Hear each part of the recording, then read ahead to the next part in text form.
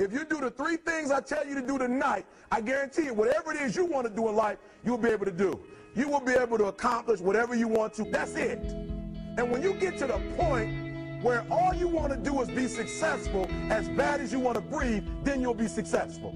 And I'm here to tell you, number one, that most of you say you want to be successful, but you don't want it bad. You just kind of want it. If you're going to be successful, you've got to be willing that you might miss the opportunity to be successful. That's how bad you got to want it. Look, don't cry to give up. Cry to keep going.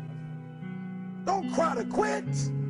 You already in pain. You already hurt. Get a reward from it. The most important thing is this: to be able at any moment to sacrifice what you are for what you will become. You never know when you're gonna meet someone, and your whole wide world in a moment comes undone. You're just walking around, then suddenly everything that you thought